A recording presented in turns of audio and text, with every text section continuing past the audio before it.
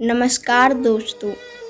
कहानियाँ हमें एक अलग दुनिया में ले जाती हैं। जब हम कहानियों को पढ़ते हैं या सुनते हैं, कहानी जितनी छोटी होती है उतनी ही वह स्टोरी मज़ेदार और प्रेरणादायक भी होती है।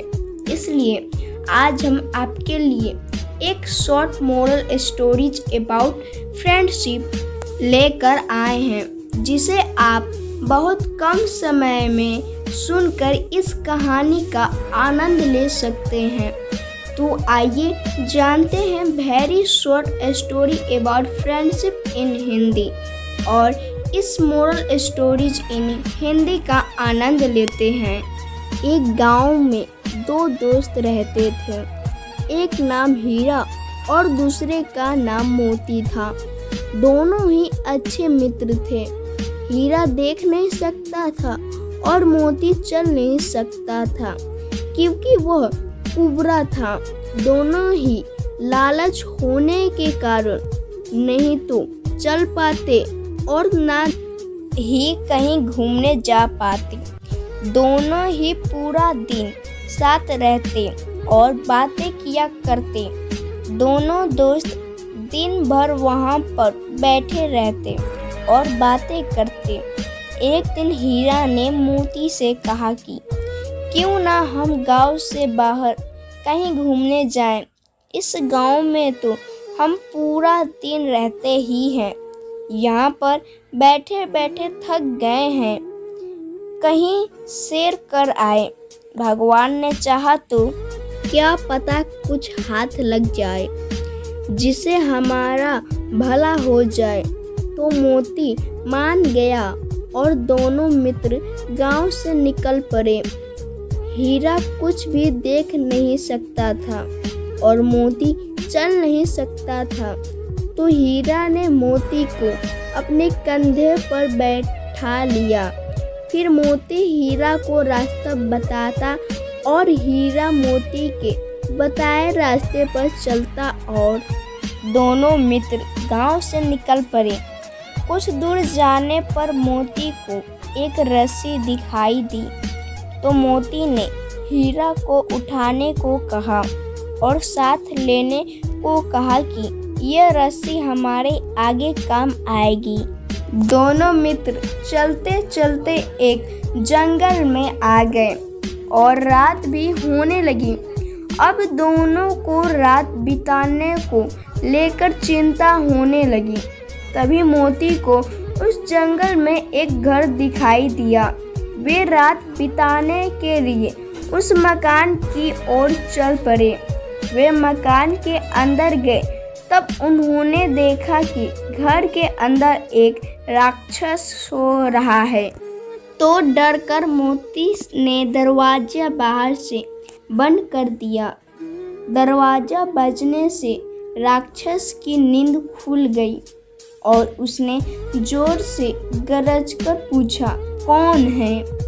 इस पर मोती ने जवाब दिया, चिल्लाओ मत, हम तुम्हारी मौत हैं। हम तुमसे भी बड़े राक्षस हैं। हम चाहें तो तुम्हें एक पल में मार सकते हैं। ऐसा कहने से राक्षस डर गया और घबराकर पूछा कि ऐसा कोई सबूत है तुम्हारे पास जो यह साबित कर सको? और उसने अपना सर से एक बाल तोड़कर दरवाजे की तरफ फेंका और कहा, यह मेरा बाल है, इतना मोटा और लंबा। तुम भी अपना एक बाल तोड़कर दिखाओ। तो हीरा ने वे रस्सी जो रास्ते में मिली थी उसे उसके सामने फेंक दिया और कहा, यह हमारा बाल है। राक्षस यह देखकर डर गया और घर के पीछे के दरवाजे से भाग गया। फिर मोती ने बाहर से दरवाज़ा खोला और दोनों मित्र मकान के अंदर पहुंचे। तभी उन्होंने देखा कि घर के एक कोने में हीरे जवाहरात पड़े थे। उन दोनों ने उनकी एक गठरी में बांधा और वापस गांव की तरफ चल दिए। रास्ते में दोनों पेड़ के नीचे रुके और मोती ने कहा कि यह धन हम आधा आधा कर लेते हैं। हीरा मान गया। फिर मोती ने 2 ढेरियाँ बनाई। मोती ने जानबूझकर एक मोटी और एक छोटी ढेरी बनाई, क्योंकि मोती ने सोचा हीरा देख नहीं सकता, तो मैं थोड़े ज़्यादा हीरे जवाहरात ले लूँगा। फिर हीरा को मोती ने कहा कि कोई एक ढेरी को चुनो। तो हीरे ने बड़ी वाली पर हाथ रख दिया। तो मोती को शक हुआ कि यह सब देख सकता है। तभी इसने बड़ी वाली ढेरी पर हाथ रखा। उसको लगा कि हीरा अंधा बनकर उसे बेवकूफ़ बना रहा है। फिर मोती को गुस्सा आया और उसने बालू रेत इकट्ठी करके हीरे के आँखों में रगड़ दी। बालू रेत के रगड़ने से मोतियाबिंद की झिल्ली उसकी पुतलियों से हट गई और उसे सब कुछ दिखाई देने लगा। हीरा ने दोनों ढेरियों को देखा तो उसको गुस्सा आ गया और उसने गुस्से से मोती के पीठ पर एक लात की मारी। तो मोती का कुबड़ापन भी ठीक हो गया। इसी तरह दोनों दोस्त ठीक हो गए। लेकिन मोती बहुत शर्मिंदा था।